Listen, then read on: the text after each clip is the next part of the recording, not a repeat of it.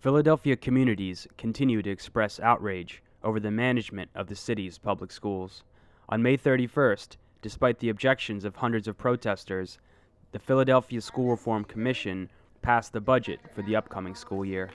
The $2.5 billion budget makes deep cuts to education services and will result in at least 3,000 layoffs. Over 400 rallied outside, while dozens of students walked out in protest.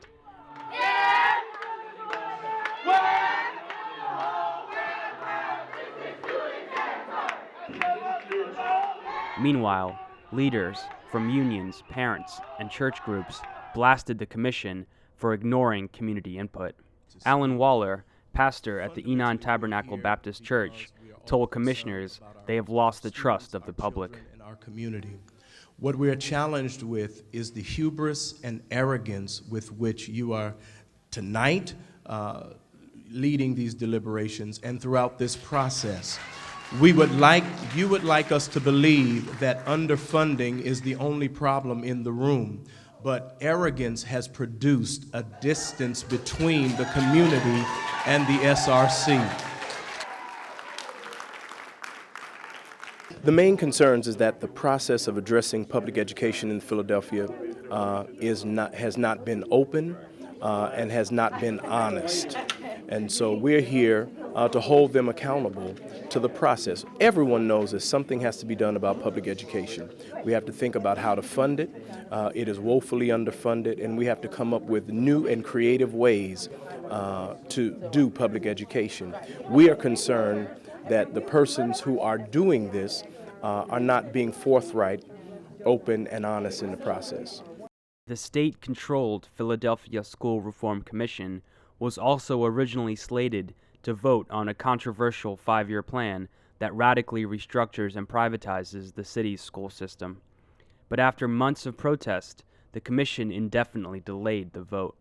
Also speaking out at the hearing was Jerry Jordan, the president of the Philadelphia Federation of Teachers. The budget that was just adopted by the School Reform Commission is a budget that is certainly not doing the best for Philadelphia's children, and it means that there's going to be another year where schools and children are not going to have the necessary tools to provide them with the opportunities to learn that they deserve. Jordan represents the nearly 300 school employees who were notified on June 8th they are losing their jobs. The city is also planning on laying off all 2,700 members of SEIU Union Local 32BJ, which represents school aides and janitors. Last year, 3,000 school workers lost their jobs. At the hearing, public school parents also voiced their opposition to the management of the commission, with over 50 parent organizations telling the commission they had no confidence in their ability to run the city's schools. Helen Gim is with the group Parents United for Public Education and said schools already lack many basic resources. You can starve a school into dysfunction, and we've seen that happen all across the city. We've seen parents really struggle to make up for losses in schools. We've seen people have to do overtime and buy toilet paper and paper towels. And, we're not talking about luxuries. We're really talking about fundamental basics that I don't think a lot of people understand. Teachers Union President Jordan says students should not suffer because of the School Reform Commission's mismanagement.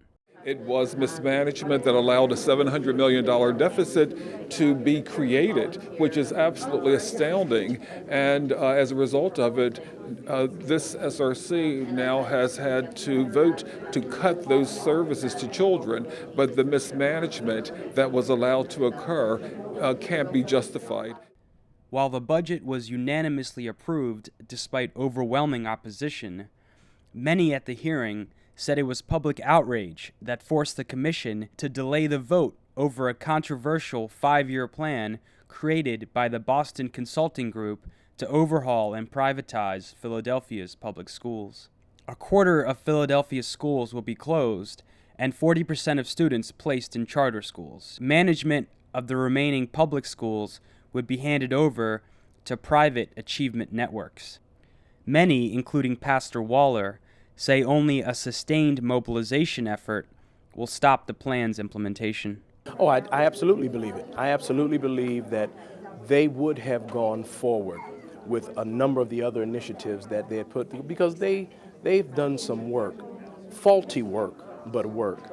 And I believe that the backlash of the unions and the community has helped them to understand that they could not continue to go forward in that way. So I'm hopeful that they heard that, but we have to continue to show up, and we have to continue to be a part of the voice of democracy, and a commitment, because at the end of the day, to educate our children, it takes parents, it takes community, it takes a school district, it takes everybody. Community leaders say they will continue to demand public input in the future of Philadelphia's public schools and push state leadership to restore a portion of the over $1.1 billion cut from the state's public schools over the past 2 years. Reporting for The Real News, this is Jessel Noor.